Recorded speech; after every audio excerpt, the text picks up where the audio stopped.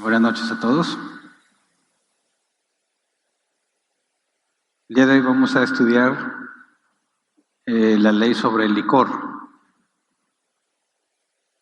Son 4 versículos, son poquitos, pero ahí hay información muy importante que debemos analizar con detalle. La semana pasada estudiamos la ley del duelo sacerdotal y en el contexto en el que Dios da esta ley sabemos que está directamente relacionado con la muerte de Nadab y Abiú, ¿verdad? Inmediatamente después de dar la ley sobre el duelo sacerdotal, da la ley sobre el consumo de vino y licor. La pregunta es, ¿está directamente relacionado con la muerte de Nadab y Abiú o no? Entonces leamos toda esa porción en Levítico 10, versículo 8 al 11. Dice: el Señor le dijo a Aarón: ni tú ni tus hijos deben beber vino ni licor cuando entren en la tienda de reunión, pues de lo contrario morirán. Este es un estatuto perpetuo para tus descendientes, para que puedan distinguir entre lo santo y lo profano, y entre lo puro y lo impuro, y puedan también enseñar a los israelitas todos los estatutos que el Señor les ha dado a conocer por medio de Moisés. Así que al leer esto, la primera pregunta que debe surgirnos: ¿qué relación tiene con la muerte de Nadab y Abiú? Ahora, precisamente el hecho de que se diga en este contexto es lo que ha llevado a pensar a muchos que esto explica lo que sucedió, lo que Nadab y Abiú hicieron y por qué lo hicieron, precisamente porque estaban ebrios. Pero vamos a analizarlo con detalle y al último tomamos una decisión si está directamente relacionado o no. Así que nos vamos por partes, empezando por el versículo 8, Levítico 10:8. Dice: el Señor le dijo a Aarón, y esto es nuevo, ¿verdad? Siempre es el Señor le dijo a Moisés. Dios siempre hablaba con Moisés, Moisés lo comunica al pueblo, pero en esta ocasión Dios le habla directamente a Aarón. Muy importante analizarlo, porque la pregunta es, ¿por qué le habla directamente? En cuanto a la ley del duelo, se le dice a Moisés, ¿verdad? Moisés tiene que decírselo a Aarón, pero con respecto al vino y el licor, Dios se le dice directamente a Aarón. Ahora pensemos un poco en cómo estaba Aarón, ¿verdad? Porque es un enorme privilegio que Dios te hable directamente, pero al mismo tiempo es un enorme peligro, debido a que Dios es perfecto y justo. Entonces, imagina cómo se sentía Aarón al saber que 2 de sus hijos murieron, prácticamente la mitad de los sacerdotes, ¿verdad? Tenías el sumo sacerdote y los 4 hijos de Aarón. Mueren 2, la mitad de los sacerdotes murieron, obviamente sin contar el sumo sacerdote, ¿verdad? Así que, ¿qué pensarías tú? ¿Cuál es el sentir de Dios para contigo y tus 2 hijos restantes? ¿Estará molesto Dios con todos en general? Quizás Aarón debió estorbarles de alguna manera. Quizás Aarón debió impedir que estuvieran ahí. Quizás los hermanos, los que sobrevivieron, pudieron haber hecho algo. Quizás. ¿Cómo estará Dios con ellos? ¿Está enojado también con ellos o no? Seguramente, creo yo, están convencidos de que Dios está molesto por lo que hicieron estos jóvenes, y habría que pensar cómo va a tratarlos Dios después de esto. Ahora, cuando Dios se dirige a Aarón, no nos especifica cómo. ¿Seguía la manifestación visible? ¿Seguía estando un brillo en la luz ahí en el tabernáculo y desde la luz habló con Aarón? No se especifica, pero imagínate que pudo haber sentido Aarón cuando Dios le habla directamente, ¿verdad? Ahora recordemos que Dios se manifestaba al pueblo, pero no le hablaba al pueblo. La primera vez que Dios habló al pueblo, el pueblo no lo soportó. ¿Se acuerdan que se describía como un trueno y que el monte temblaba y la gente estaba aterrada? Y le dijeron a Moisés: ya no queremos que Dios nos hable, habla tú. Le decían a Moisés: habla tú con Dios y luego nos dices a nosotros. Pero después, cuando Dios se manifestaba, ya no era tan terrible la manifestación, sobre todo después de que habían hecho el becerro de oro y la tienda se puso fuera del pueblo y Moisés tenía que llegar a una tienda donde Dios llegaba y visiblemente todos veían que Dios bajaba a esa tienda para hablar con Moisés. Y decíamos, ¿por qué Dios hace eso? ¿Por qué de esa manera tan visible? ¿Por qué quería que todos los israelitas vieran que Dios le habla directamente a Moisés y Moisés tiene que comunicarle al pueblo lo que Dios dijo? Y decíamos, para confirmar la autoridad de Moisés. Cuando Dios visiblemente le habla a Moisés para que Moisés lo comunique al pueblo, está diciendo, yo he elegido a Moisés. A mí me place usar a Moisés. Nadie puede decir que Moisés no tiene razón para estar ahí o que Moisés se autoproclamó mediador, sino que Dios lo ha elegido y a Moisés no lo mata. A cualquier otro, desde el principio dijo que nadie se sube al monte hasta que yo se los especifique, si no se va a morir. Incluso si era una bestia y se acercaba al monte iba a morir. Ahora, acabas de ver que Dios acabó con la vida de Nadab y Abiú. Entonces, ¿qué es lo que está haciendo Dios al hablar directamente con Aarón? Bueno, me parece que está haciendo exactamente lo mismo que hacía cuando hablaba con Moisés. Porque, ¿qué habrá pensado el pueblo cuando vio lo que le pasó a los dos hijos de Aarón?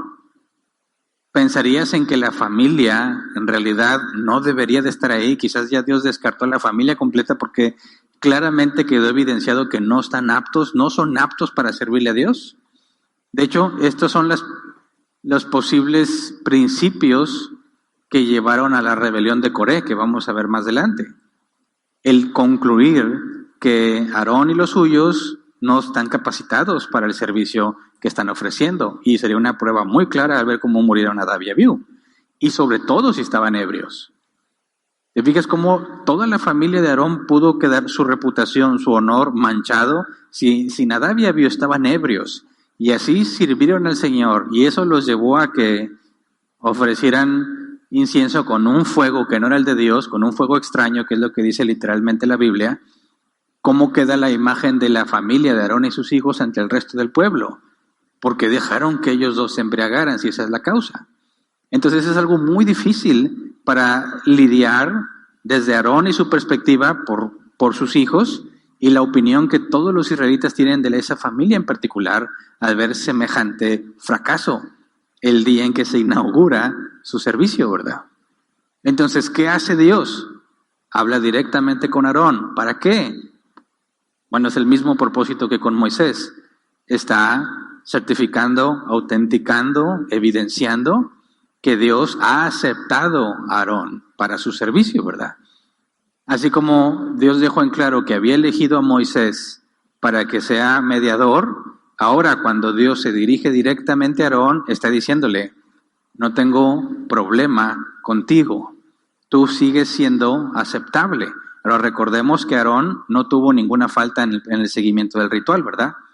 Lo consideramos con detalle, digamos, cómo se debió haber sentido Aarón sabiendo que si se equivoca le puede costar la vida. Y lo primero que hizo fue ofrecer un sacrificio por sí mismo y luego por el pueblo. Entonces, si Aarón cumplió correctamente con ese ritual, no debería preocuparse del juicio divino, de que lo juzgue por su pecado, porque ya hizo un sacrificio expiatorio para que pueda ser aceptado ante Dios. Entonces, Aarón no debería preocuparse porque Dios le quite la vida, porque él cumplió correctamente con lo que Dios mandó para que pudiera estar en paz con Dios, ¿verdad? Pero Dios le habla directamente a él, número uno, creo yo, para el pueblo, que todo el pueblo vea, todos los que atestiguaron la muerte de Nadab y Abiú puedan ver que Dios aún acepta a Aarón como su sumo sacerdote, no ha cambiado de opinión. Y en segunda instancia, y no menos importante, me imagino que eso tiene que ver directo con Aarón. ¿Qué habrá sentido Aarón cuando las palabras que recibe de Dios es, no hagas duelo por tus hijos? Él tiene un dolor, ¿verdad? Intenso. Y sabíamos y lo estudiamos, debe dominarlo, porque tiene que servirle a Dios con alegría. Pero no se puede emocionalmente sentir alegre por lo que acaba de pasar, pero tiene que dominar sus emociones y presentarse correctamente ante Dios, porque lo que Dios hizo fue hacer justicia. Y ya vimos que no te puedes lamentar por la muerte del impío cuando Dios le ha quitado la vida como consecuencia de su justicia, porque eso es lo correcto, es algo bueno. Y si tú te lamentas porque Dios hizo eso, entonces estás rebelándote contra Dios, estás poniendo en tela de juicio su justicia. Ahora, cuando Dios se dirige directamente a Aarón, Aarón, número uno, sabe que aunque sus hijos pecaron, Dios no le está haciendo pagar a él. Y eso es lo que leemos en Ezequiel 18:20. Dice, todo el que peque merece la muerte. Pero ningún hijo cargará con la culpa de su padre, ni ningún padre con la del hijo. Al justo se le pagará con justicia y al malvado se le pagará con maldad.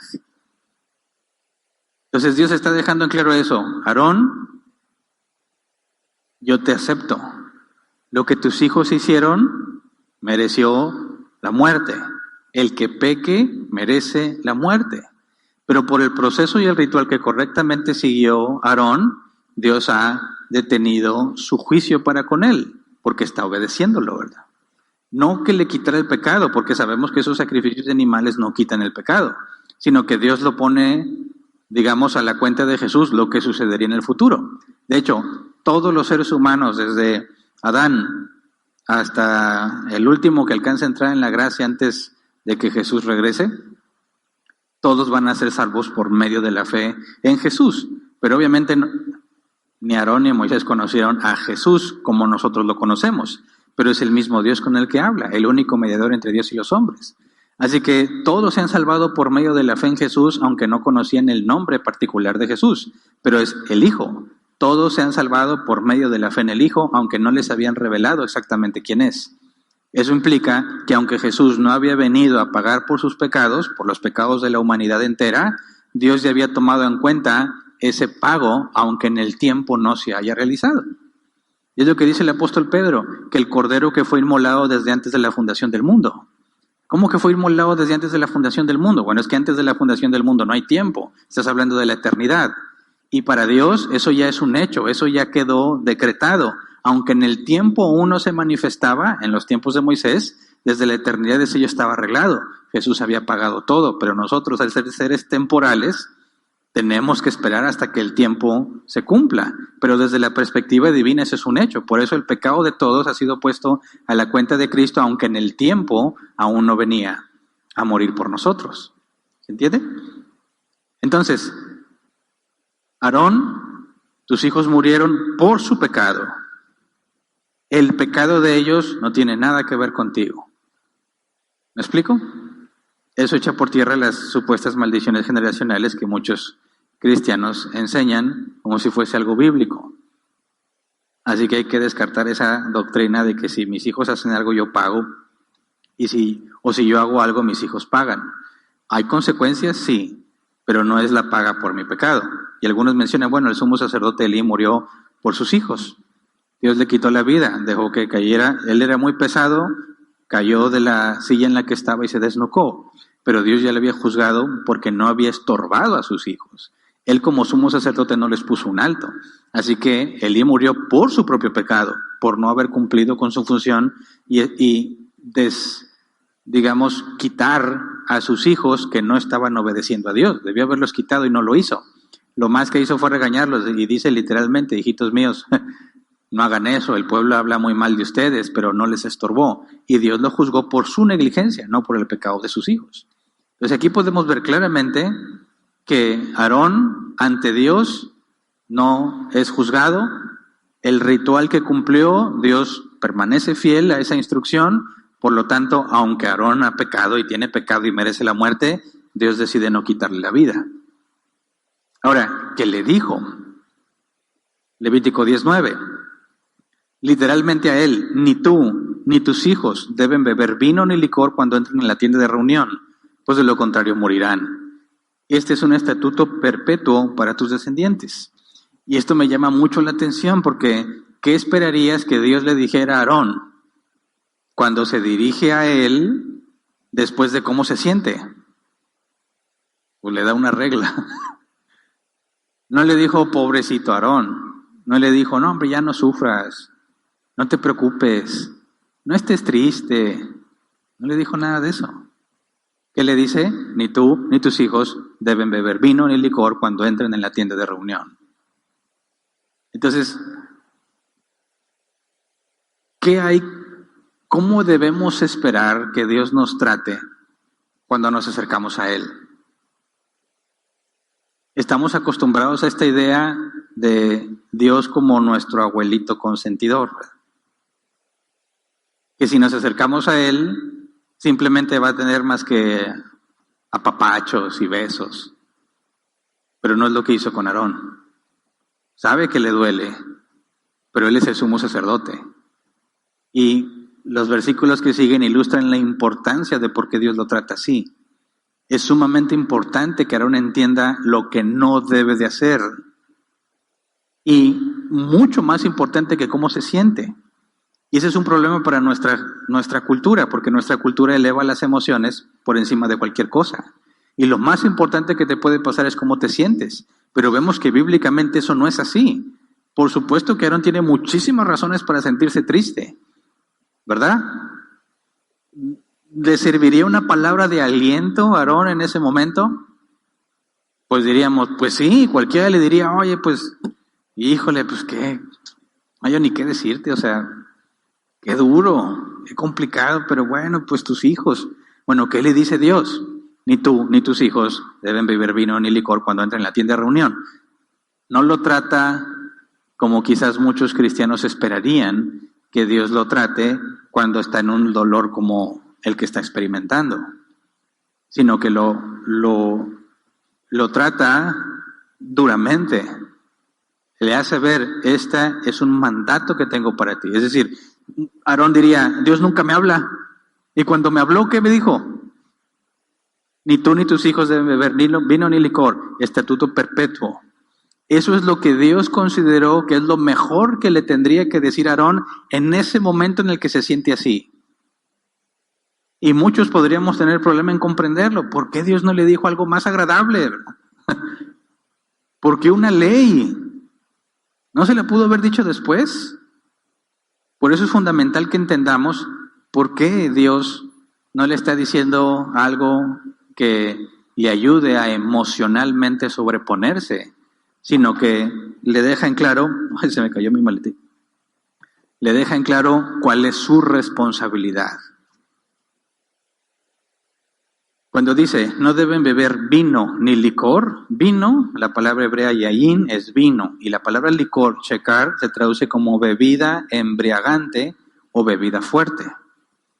Ni tú ni tus hijos deben beber vino ni licor. Dios especifica que no nada más el vino, o sea, no nada más la uva fermentada, sino cualquier cosa que te embriague.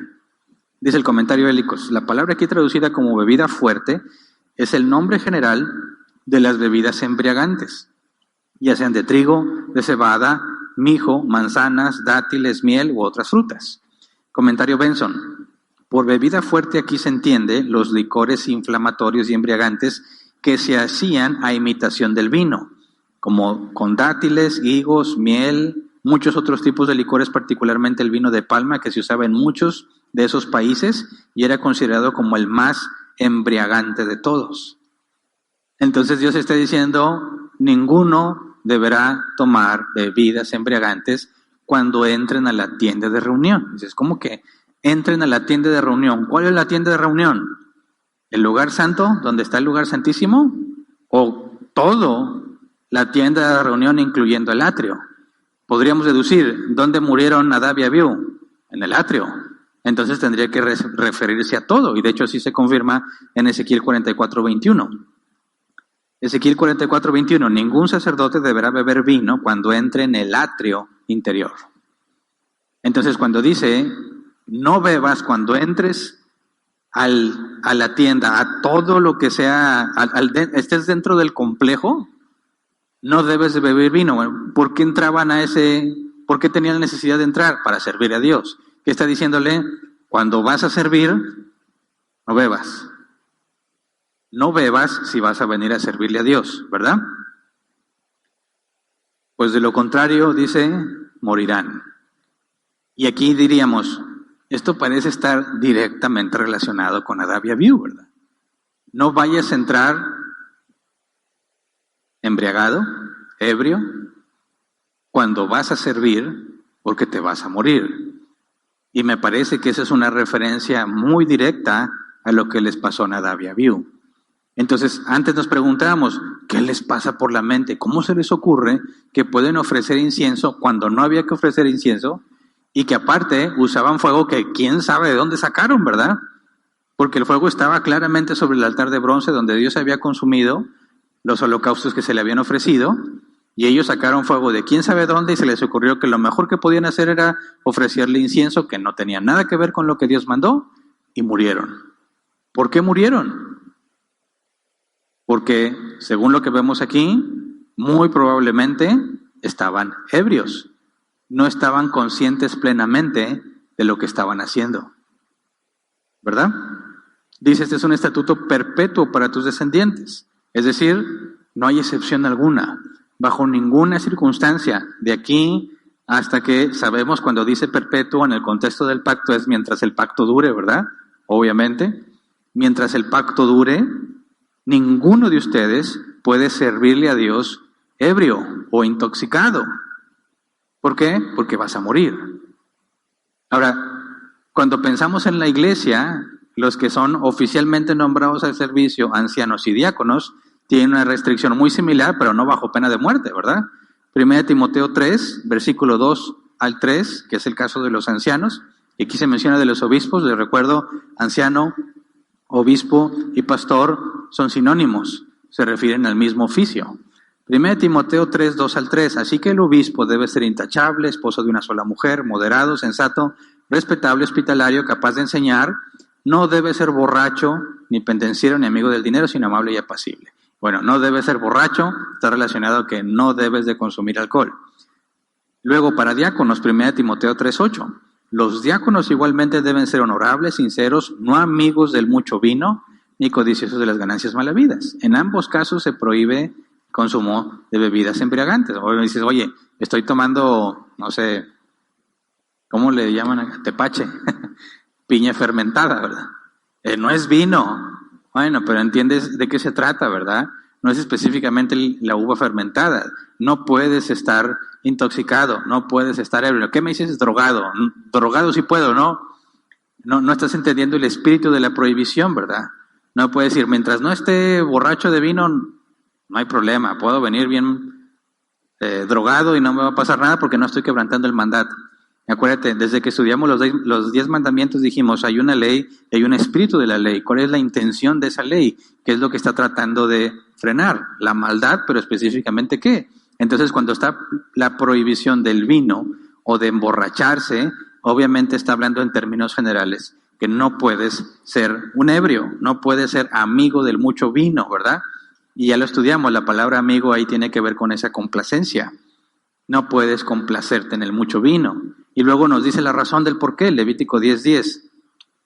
Para que puedan distinguir entre lo santo y lo profano y entre lo puro y lo impuro. Y no nada más es para que te salves, y no te mueras. Hay un propósito, el propósito es que sepas distinguir entre lo santo y lo profano, lo puro y lo impuro. Distinguir, la palabra hebrea, badal, se traduce como dividir o separar. Distinguir, discernir, tiene que ver con una separación, ¿verdad? De ahí que muchos cristianos tienen serios problemas cuando hablamos de discernir o de distinguir qué es correcto y qué no, porque ellos dicen que no debes de hacer división, ¿verdad? No debes hacer división en la iglesia, y eso es correcto en un sentido, incorrecto en otro sentido. Correcto en el sentido de una división innecesaria, provocar pleitos en la iglesia, eso está claramente prohibido, ¿verdad? Es pecado. Estás haciendo lo opuesto a la unidad que debes de fomentar en la congregación. Pero si hablamos del sentido de discernir quién es un verdadero cristiano y quién no, quién es correcto doctrinalmente y quién no, eso también es una división, porque divides a los que están bíblicamente correctos y a los que no. Separas entre los que están viviendo una vida en santidad y los que no. Y ese tipo de divisiones son indispensables en la iglesia. Si no, no hay juicio, no hay discernimiento y cualquiera puede hacer lo que le pegue en gana, como tristemente pasa en muchos lugares. Entonces, fíjate cómo se nos está revelando algo más en el sacerdocio que no se había revelado antes. Tienen que saber distinguir entre lo santo y lo profano. Santo es lo que ha sido apartado por Dios y lo profano lo que es de uso común. No puedes distinguir, no puedes hacer equivalentes esos términos. No puedes cualquier cosa usarla como para Dios, o lo que es como para Dios como para cualquier cosa. Tiene que haber una clara distinción. Eso se refiere entre lo santo y lo profano, y entre lo puro y lo impuro tiene que ver con lo que Dios ha permitido o ha calificado como apto para su servicio. En el caso del fuego, había fuego de Dios, que era el fuego puro, y el fuego impuro, que es el fuego extraño, algo que Dios no acepta para él. Entonces, fíjate, Dios es claro en decir qué puede ser, qué es separado para mí y qué no, qué puedes usar en mi servicio y qué no. Y el sacerdote tiene que saber claramente distinguir entre uno y otro. Por eso no se debe embriagar cuando sirve, porque se requiere que sepa dividir entre una cosa y la otra. Así que en ese contexto, los sacerdotes son los encargados de las correctas divisiones en el pueblo. Porque cuando alguien profanaba el día de reposo, tenía que morir. Y los sacerdotes tenían que distinguir si realmente habían hecho impures, o sea, si estaban impuros o puros según los rituales para poder servirle a Dios, o si habían profanado lo que era santo. Y en aquel entonces, quebrantar el día de reposo era profanar el día de reposo y eras declarado a muerte, ¿verdad? Se te aplicaba la pena capital.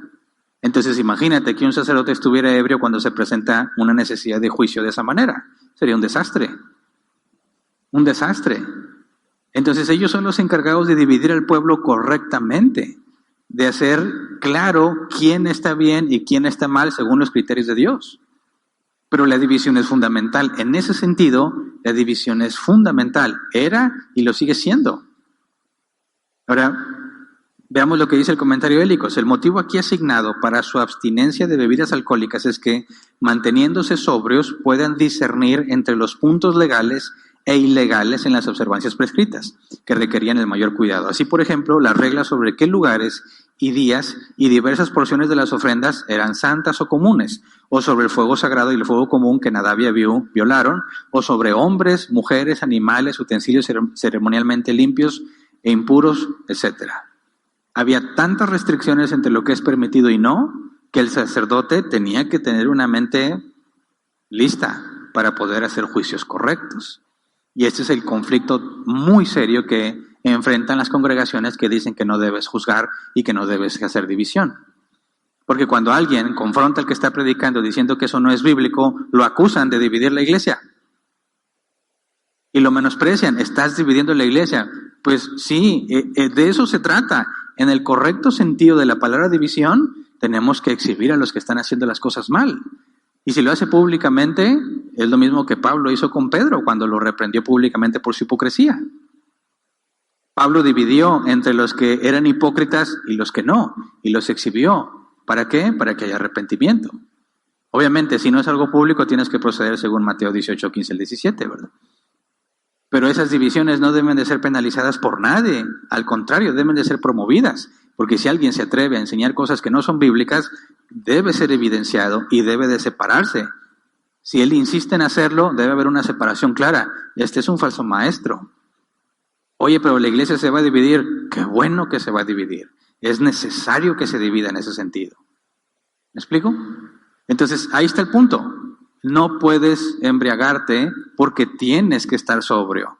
Tu mente tiene que estar lista, según lo que Dios ha especificado, para discernir, distinguir entre lo correcto y lo incorrecto, entre lo que Dios acepta y lo que no acepta.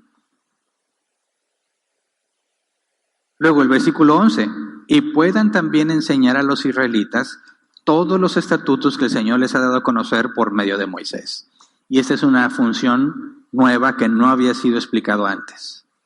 Los sacerdotes son maestros.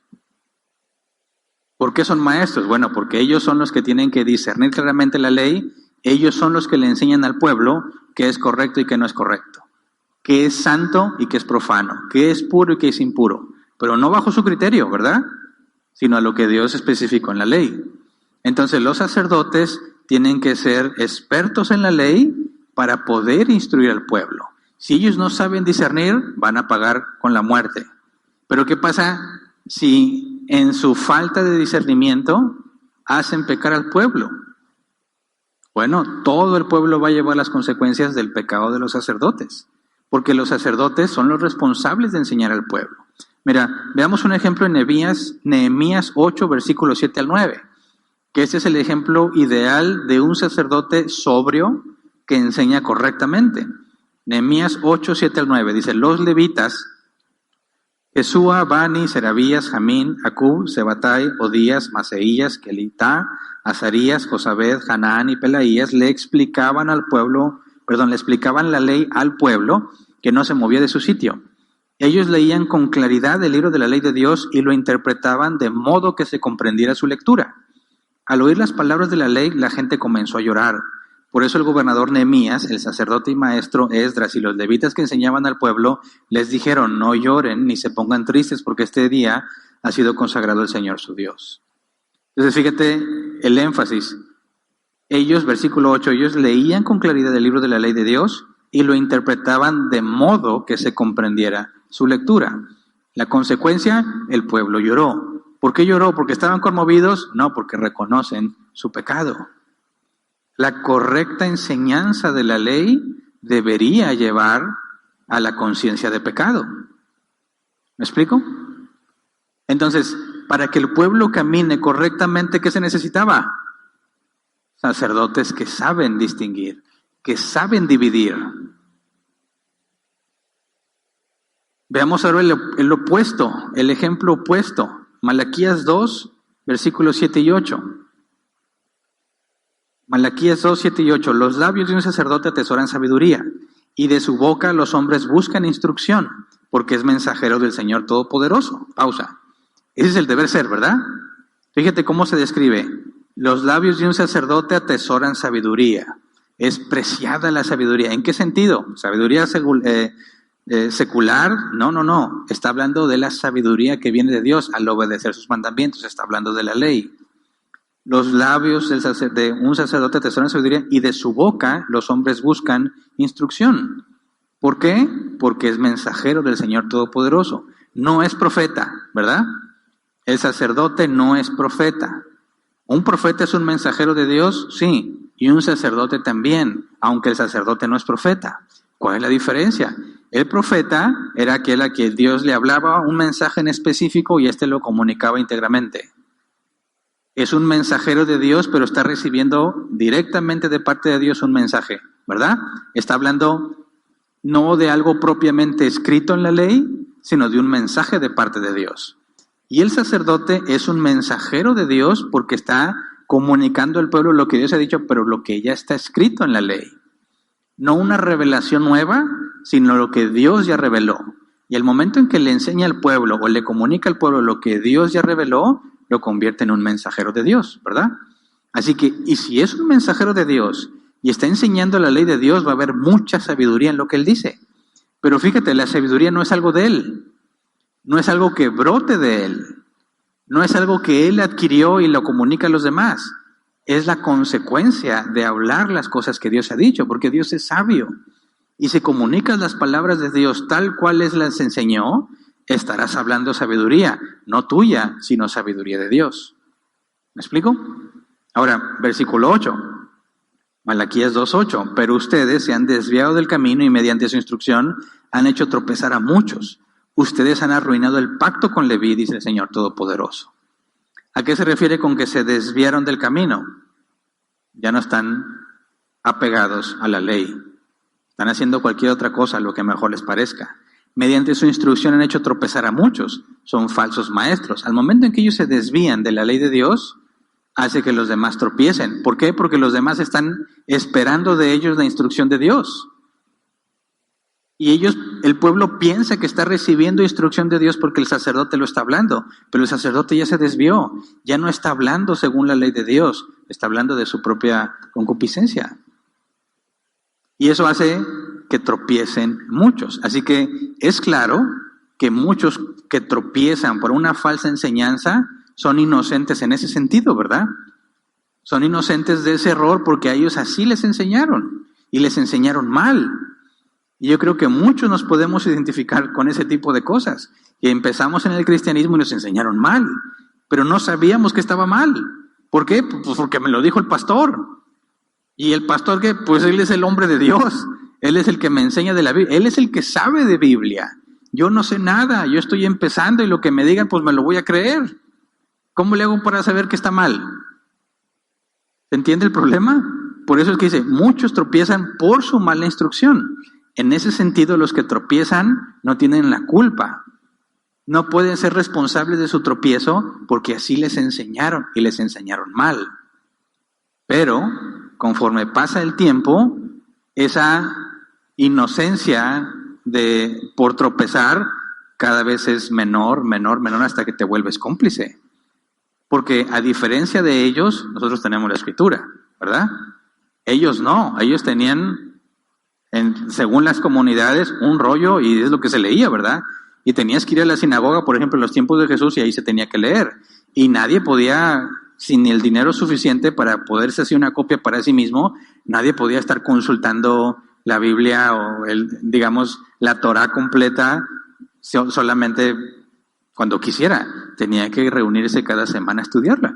De hecho, cuando pensamos en lo que dice el Nuevo Testamento, los judíos de Berea, que comparaban lo que Pablo decía con lo que dice las Escrituras, normalmente nos imaginamos a gente como nosotros, ¿verdad? Que cada quien tiene su Biblia, está oyendo lo que le dicen y dice, a ver, pero no existía eso. No tenía cada quien su Biblia. ¿Cómo comparaban lo que Pablo decía? Tenían que ir a la sinagoga. Por eso Pablo iba y les hablaba en la sinagoga. Y ahí se comparaba con la Escritura, pero no era una actividad individual.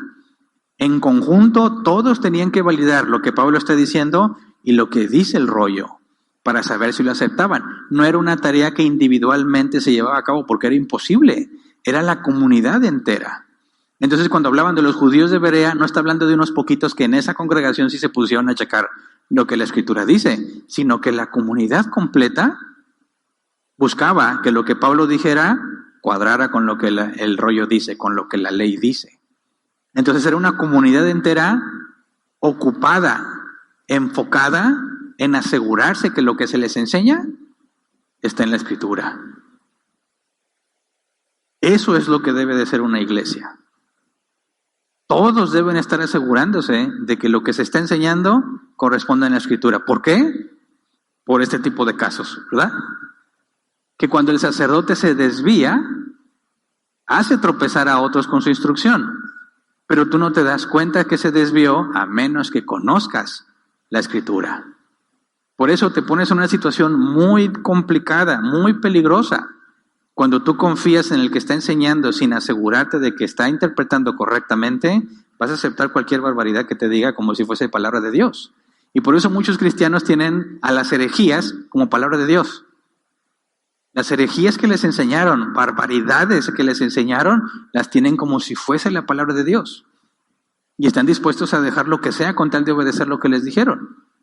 Y dices, bueno, son nuevos. No, hombre, tienen un montón de años. Entonces no son inocentes, son cómplices. Es cierto, en un principio los hicieron tropezar, pero luego ellos fueron negligentes porque no se pusieron a estudiar. Ahora, si estás en una congregación donde nada le importa, bueno, tienes tu Biblia, ¿verdad? Tú puedes ponerte a buscar. Pero en aquel entonces, ¿qué hace el pueblo cuando el sacerdote interpreta incorrectamente? Los más viejos que han escuchado enseñanzas podrían tener oportunidad de decir, oye, eso no cuadra. Los sacerdotes antes enseñaban otra cosa, ahora tú me lo estás cambiando. Pero ellos no pueden ir al rollo y estudiarlo, ¿verdad? ¿Y cómo le haces entonces para saber? Tenías que comunicar a los demás, oye, esto está mal. Pero los más jóvenes no tienen idea, porque no han escuchado la instrucción como lo han escuchado los más viejos. Entonces se requería que la congregación entera estuviese filtrando, confiara en los que dicen que hay algo mal para que se buscara validar. Lo mismo debería pasar en una congregación. Los que vienen y son recientes y no tienen mucho conocimiento, como quiera tienen que estar al tanto de si alguien dice que eso está mal.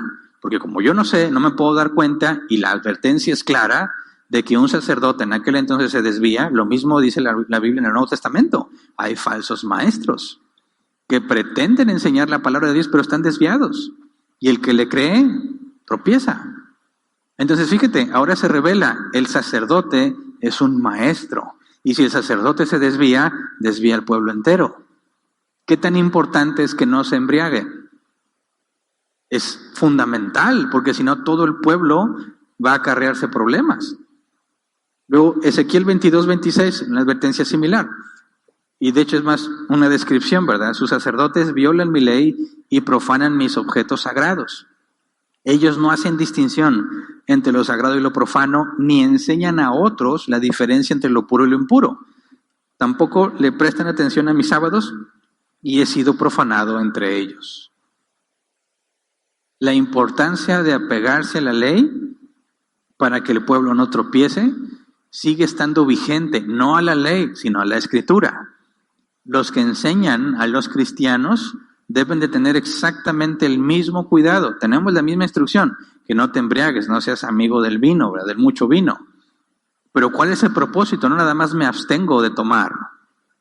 Mi mente tiene que estar preparada para discernir, para juzgar, para decir tú estás bien, tú estás mal. Y casi nadie quiere hacer eso, ¿verdad? Porque es muy complicado. Lo más fácil es decir, mira, haz lo que quieras. A mí no me metas en tus problemas. Haz lo que mejor te parezca. ¿Es lo más cómodo o no? ¿Por qué tendríamos que estar pensando en los problemas de alguien más? ¿Por qué tenemos que estar pensando si alguien está bien o está mal? Pues cada quien haga lo que mejor le parezca. Bueno, la Biblia dice, no. Asegúrense de que los falsos maestros sean callados. Hay que taparles la boca, que dice la Reina Valera, hay que taparles la boca a los que enseñan así. Y no nada más está diciendo que un anciano debe taparle la boca a alguien. Todos tenemos la responsabilidad de taparle la boca al que enseña mal. De evidenciar que se han desviado de la Escritura, que la enseñanza es incorrecta. Beneficio propio y para que no tropiecen los demás. Así que la responsabilidad es muy fuerte, muy grande. Entonces preguntas, me regreso a la pregunta inicial. ¿Por qué considera Dios que lo que le tiene que decir a Aarón la primera vez que habla con él es precisamente tú y tus descendientes tienen que estar aptos para juzgar al pueblo? Porque si no te mueres tú y tropieza el pueblo. ¿Tú crees que hay algo más importante que eso? Ya, Aarón, pobrecito. No te apures, todavía te quedan 2. Qué feo, ¿eh? ¿Qué le dirías para consolarlo? ¿Qué es lo que hizo Dios? Instrucción. Esto es de vida o muerte. Si no aprendes de lo que pasó, te vas a morir tú y vas a hacer tropezar a todos los israelitas, porque en ellos recae la responsabilidad de instruir a otros en el camino de Dios. Y algo muy similar tenemos en el caso de cualquier cristiano. Sabemos que en el caso de los que se dedican a enseñar, sean maestros o ancianos dedicados a la enseñanza, aplica esta misma situación, ¿verdad? Tienes que saber distinguir. Te vas a tener que meter en esos problemas. No le vas a agradar a la gente porque le dices que está mal. Por supuesto que no les vas a caer bien. Te van a agarrar coraje. ¿Te ha pasado? Están en una disputa. Tú tienes que discernir quién está bien y quién está mal. Tú dices, tú estás bien y tú estás mal. Al que le dices que está bien se va a poner contento y el otro te va a echar unos ojos de que, o sea, ¿qué te pasa? Y en últimas se dicen, ¿y luego por qué te voy a hacer caso a ti? ¿Cómo que por qué me vas a hacer caso a mí? Pues estoy haciendo lo que la Escritura dice. De eso se trata la vida cristiana. De eso se trata una congregación.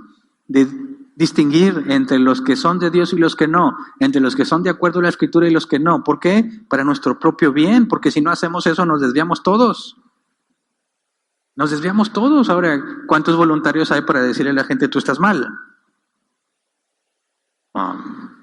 Yo prefiero decirle... Yo no querría decirle eso a nadie, ¿para qué me meto en problemas? Pero es un mandato y una responsabilidad. Así que sí, vamos a ser vistos como legalistas. Ay, toda la Biblia y como tú quieres. O sea, tiene que ser la Biblia como Hernán dice. No es como yo digo, interprétala y dime si estoy mal. Pero la base es la Escritura. Para ellos la base era la ley. Para nosotros es la Escritura. No estamos bajo la ley. La ceremonial no, ni la ritual, ni la civil, pero la moral sí. Y todo lo que Dios ha dicho en el Nuevo Testamento sobre las diferencias con respecto al Evangelio, el que predique un Evangelio diferente sea maldito, eso es lo que significa anatema. Sea maldito el que predique un Evangelio diferente. A ese grado debe de ser percibida la mala doctrina. Sea maldito el que predica un evangelio diferente. ¿Y cómo reaccionamos nosotros ante eso? La responsabilidad que tenemos. Los sacerdotes son los encargados de instruir al pueblo, que en la iglesia hay maestros, ancianos que se dedican a la enseñanza, pero también nosotros hacemos de sacerdote para con el público en general, porque ellos no conocen de la Biblia, aunque juran que sí. Ayúdate que Dios te ayudaré, dice la Biblia, ellos dicen, ¿verdad? Dios aprieta pero no ahorca. Por favor, eso no lo dice la Biblia. Y como que ya se defienden, claro que sí. Dime en qué cita. Ahorita no me acuerdo, pero sí dice. Da risa, ¿verdad? No, eso no dice. Pero están bien seguros. Bueno, ok, ¿cómo vas a instruirlos dado que sabes que no saben? De manera que si hacen lo malo, no fue porque tú lo permitiste o porque no les estorbaste, sino a pesar de que tú les estorbaste y de que tú les dijiste.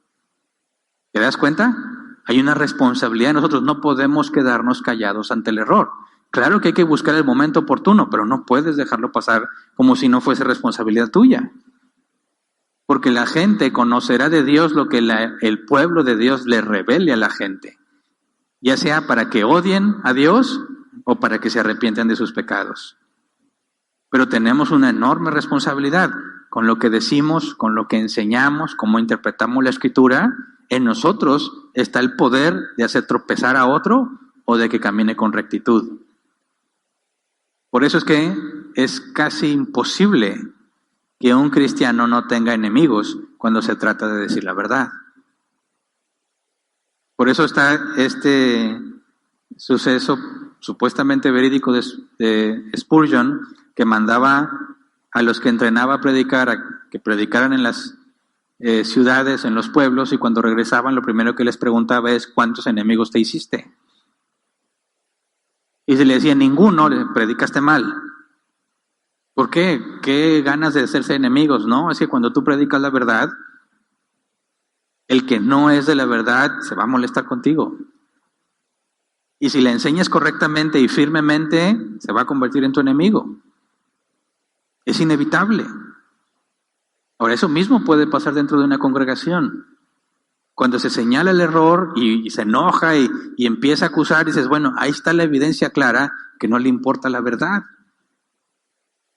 Porque si le importara la verdad, analizaría con cuidado lo que se le dice, aceptaría su error. Pero cuando se pueden atacar y a enojarse y a tratar de desacreditarte que no tiene nada que ver con la Escritura, ellos mismos evidencian que no están buscando la verdad. Están siendo enemigos de la verdad. Y la iglesia debe estar preparada para discernir con claridad ese tipo de cosas. Es decir, ahí está la evidencia de que está mal.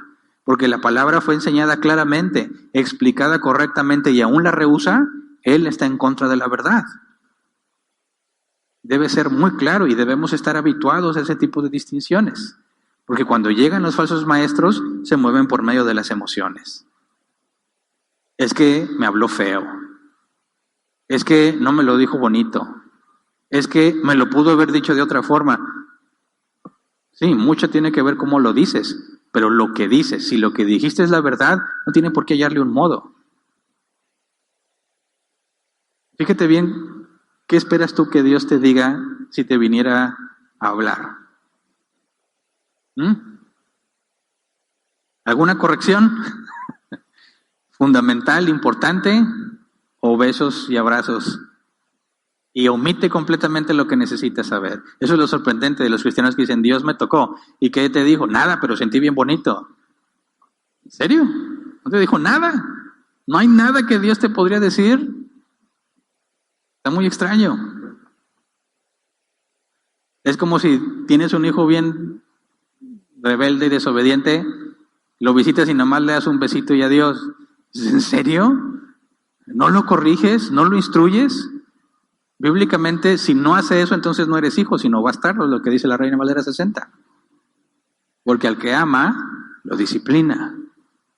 Entonces, fíjate bien qué debemos esperar de parte de Dios cuando queremos aprender de Él, cuando decimos, quiero conocerlo. Dios eligió, en el caso de Aarón, manifestar claramente la instrucción más importante para el oficio de sacerdote. Para él mismo y para los demás. Fue lo que Pablo le dijo a Timoteo, cuídate de ti mismo y de tu enseñanza. Es lo que le está diciendo, palabras más, palabras menos, Aarón, cuídate a ti mismo y de tu enseñanza, porque puedes perjudicar a muchos. No piensen, no, bueno, eso sí, le toca a Hernán porque le enseña. Sí, claro que me toca a mí, pero también ustedes cuando hablan de la Biblia. Exactamente igual. Aunque no lo digan desde aquí. Pero lo que dices, instruye a otros para bien o para mal. Así que es muy importante que entendamos la suma importancia que para Dios tiene que tengas un juicio correcto, que está por encima de cualquier emoción que Aarón pudiera tener por la pérdida de sus hijos malvados, porque eran malvados.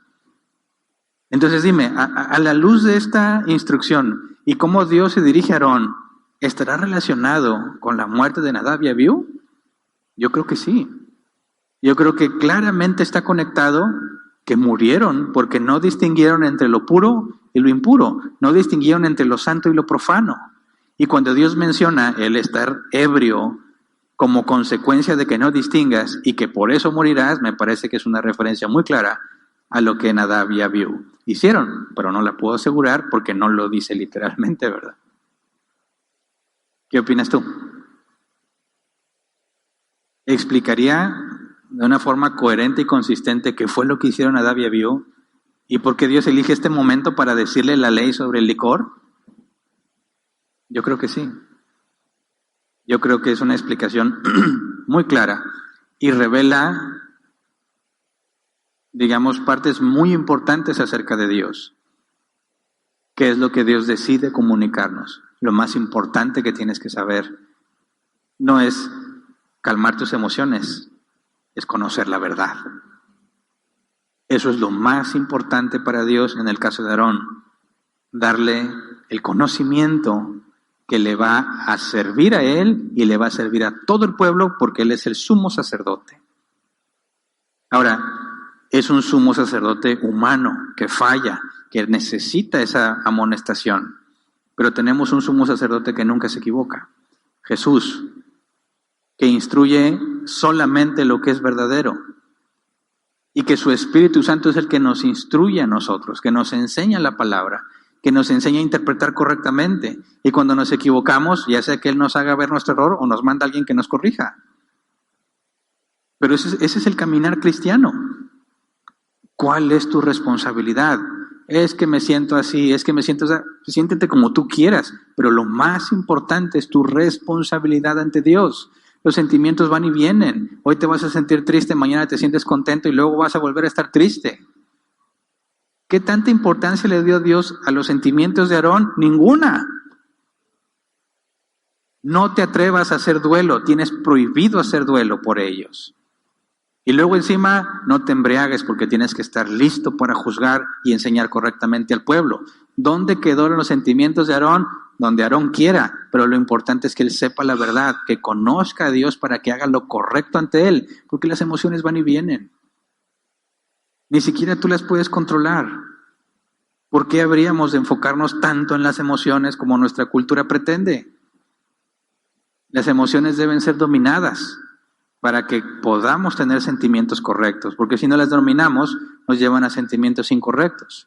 Y alguien que es cristiano, que quiere aprender de Dios y que quiere enseñar de Dios, tiene que tener muy en claro, tienes que dominar tus emociones. Tus emociones están en un papel terciario, cuando menos. No son tus emociones las que ayudan al pueblo, no son tus emociones las que hacen que la gente entienda, no son tus emociones las que te ayudan a ti. Es hacer lo agradable a los ojos de Dios y enseñar a los otros a lo mismo, ya que sus emociones son lo de menos. Tienes que hacer lo que es correcto, lo que es correcto. ¿Se entiende? Entonces, ustedes lleguen a su propia conclusión. ¿Tiene que ver con Nadab y Abiú o no? Yo creo que sí. Hay personas que aseguran que no. No me convencen sus argumentos, pero bueno. No les vamos a poder preguntar a Nadab y Abiú, ¿verdad? Digo, yo no quiero, no sé si tú quieras topártelos, porque si te los topas, ¿dónde vas a estar? En el lago de fuego. Yo no quiero saber nada de ellos, pero sí le puedo preguntar a Jesús, ¿verdad? Si estaban borrachos o no. Él me contará, no es chisme, ¿verdad? Es búsqueda de conocimiento. Bueno, vamos a ponernos de pie y vamos a orar.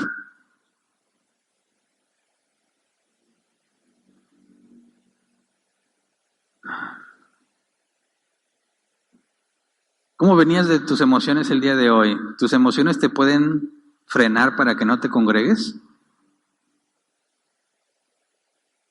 O sea, puedes llegar al punto en decir, ay, no tengo ganas y por eso no voy. O sea, tus emociones están por encima de lo que es mejor para ti. Y eso es pecado, ¿verdad? Sí, no vas a poder evitar que no tengas ganas de venir, pero mis emociones se dominan. Y si no hay nada que me impide venir, yo vengo aunque no tengo ganas. Y eso no me hace un hipócrita, ¿verdad? Hipócrita es el que aparenta hacer algo cuando en realidad no lo es. Pero cuando yo domino mis emociones, estoy haciendo lo correcto. Tengo que poner en la balanza, edificarme con la palabra de Dios o sentirme a gustito. Obviamente no hay una comparación, ¿verdad?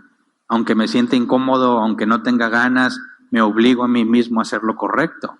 Y ese es el ejercicio que tenemos que hacer, obligarnos a hacer lo correcto. Así que vamos a orar para irnos porque parece que va a llover, ¿verdad? O ya está lloviendo, no se nos va a ir la luz. Vamos a orar, Señor. Gracias por tus misericordias que son nuevas cada mañana. Gracias, Señor, porque no nos dices lo que queremos oír, sino lo que necesitamos entender.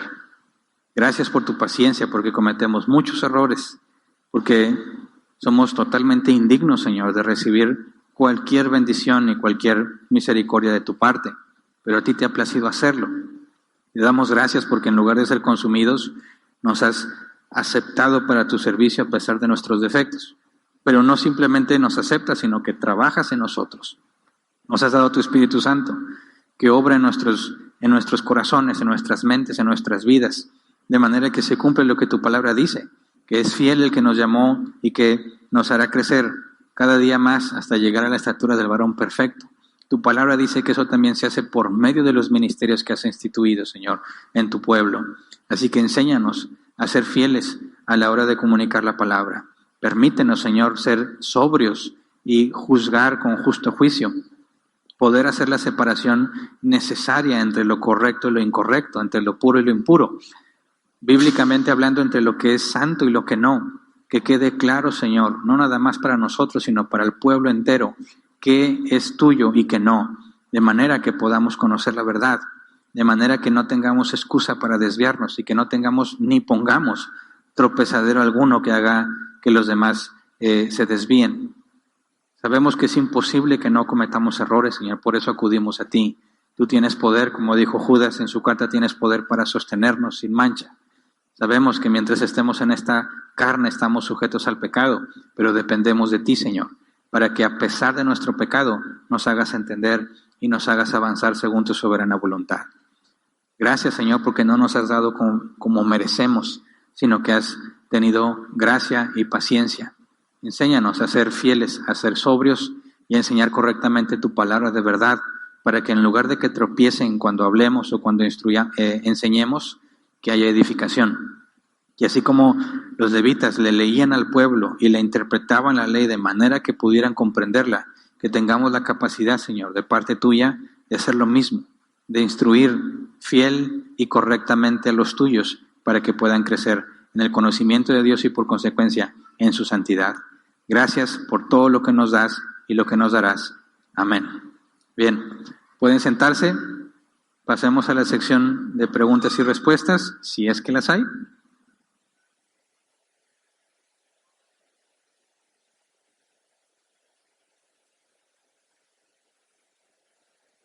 Ok, tenemos 15 minutos y si se acaban las preguntas antes de los 15, pues nos vamos. Y sobre todo porque parece que está lloviendo, ¿verdad? Antes de que se ponga fea la situación. Empiezo a leer la primera pregunta, dice David Horta, pregunta a mi esposa Mónica, ¿Dios es emocional? No es que sea emocional. ¿Dios tiene emociones? Sí. ¿Cómo lo sabemos? Porque la Biblia dice que Dios se complace en el justo. Y complacerse es una emoción, ¿verdad? Entonces, podemos decir que la alegría proviene de Dios. Nos gozamos y no necesariamente es estar alegres. Gozarse es estar conscientes de la gracia. Pero nos alegraremos también, y Dios pide que nos alegremos, de manera que entiende la alegría, y es otra emoción.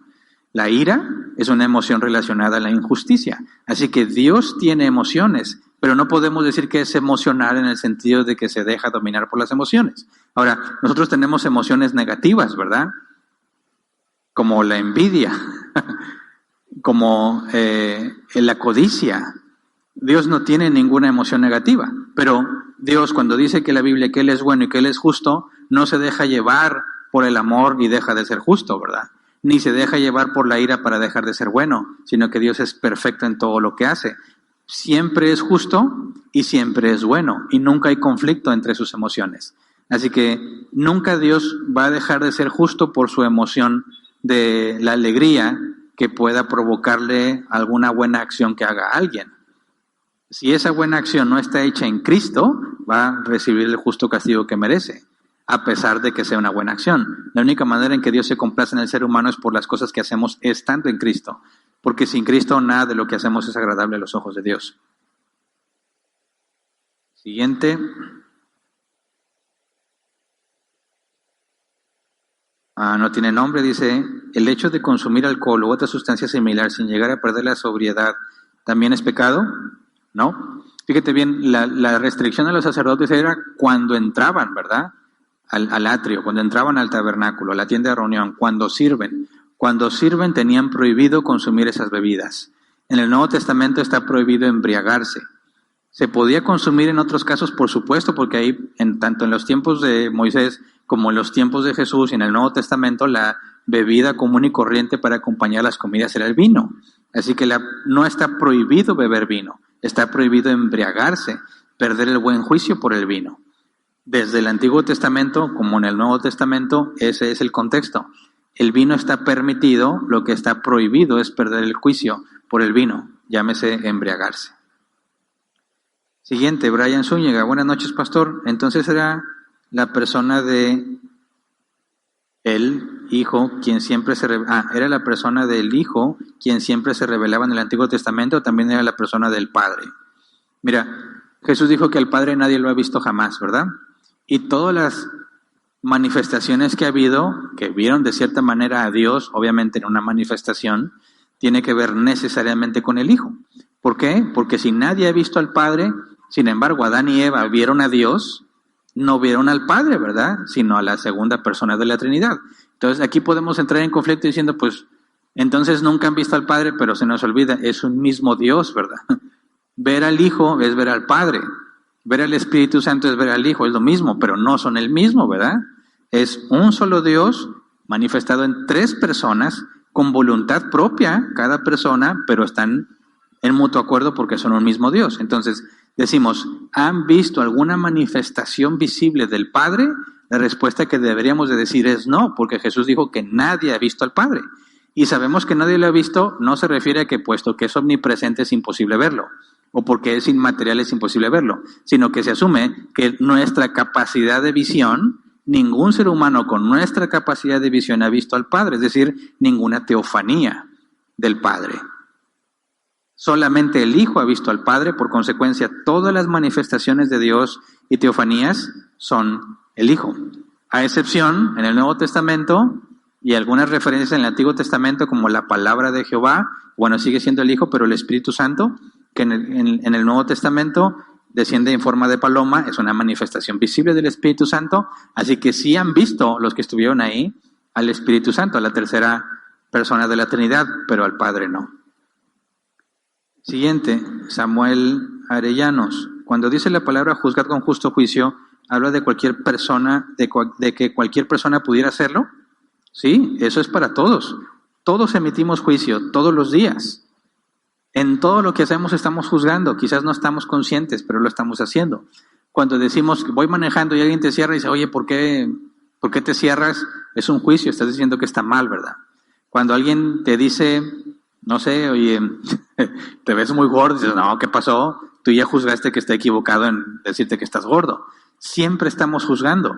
El problema es hacer un juicio equivocado, porque nos lleva a conclusiones equivocadas y a consecuencias equivocadas. Así que juzgar con justo juicio es algo que corresponde a todo ser humano. Tenemos que juzgar correctamente. No es propio de predicadores o maestros o ancianos. Aplica para todo cristiano. De hecho, para cualquier persona, aunque no sea cristiana, debería juzgar con justo juicio. Hay otra. María Teresa, ¿se puede relacionar este versículo con lo que les pasó, que les llegó el día, o es la venida de Jesús? A ver, ¿se puede relacionar este versículo con lo que les pasó, que les llegó el día, o es en la venida de Jesús? Lucas 21:34. Mirad también por vosotros mismos, por vuestros corazones, no se carguen de glotonería y embriaguez y de los afanes de esta vida, y venga de repente sobre nosotros aquel día. Bueno, en ese contexto de aquel día tiene que ver con la venida de Cristo, ¿verdad? Pero lo puedes entender, no nada más puedes decir, oye, no debo de ser glotón ni de embriagarme porque un día vendrá Jesús. O sea, es válido, pero no es el razonamiento apropiado, ¿verdad? No es porque un día va a venir Jesús, es porque tengo que ser un buen administrador, ¿verdad? Dios me va a llamar a cuentas y quizás puede que no alcance yo en vida a ver que Jesús venga y me quita la vida a mí. Se me acaban mis días y voy a ser llamado a cuentas. Así que tengo que ser un buen administrador de lo que tengo, aunque no alcance a ver el día en que venga Jesús, ¿verdad? Porque estaré en el estado intermedio, luego resucitaré y lo veré, pero ya tendría tiempo muerto, ¿verdad? No puedes estar esperando que un día va a venir Jesús. Quizás no nos toque a nosotros verlo mientras tengamos vida, y nuestro enfoque es ser buenos administradores, independientemente del día que vaya a venir Jesús. ¿Me brinqué una? Antes de Samuel, ok, aquí está. Manuel Arriaga, la Biblia dice que somos reyes y sacerdotes. La prohibición de tomar alcohol porque nubla el juicio aplica para el creyente actual. Sí, ya lo leí en 1 Timoteo 3, tanto para ancianos como para diáconos. Ancianos no sean borrachos, diáconos no amigos del mucho vino. Obviamente no está hablando de que no puedes beber vino, sino de que no puedes embriagarte. No puedes perder el buen juicio por consumir alcohol o alguna bebida embriagante, y aplica para los cristianos. Ahora sí ya, ¿verdad? Ok. Es todo entonces, ya huele a tierra mojada, lo que confirma que sí llueve o está lloviendo. Entonces vamos a dejarlo hasta aquí ya, se nos acabó hay más tiempo, pero ya no hay preguntas y no nos vamos a esperar porque ya hay que irnos. Así que es todo, ahí están las ventas para que te compres algo, te bendigas a ti mismo y apoyas a la iglesia, y la caja de las ofrendas para que este lugar siga funcionando. Es todo, vayan con cuidado y si Dios quiere nos vemos el próximo domingo para seguir estudiando la relación entre fe y ciencia. Gracias.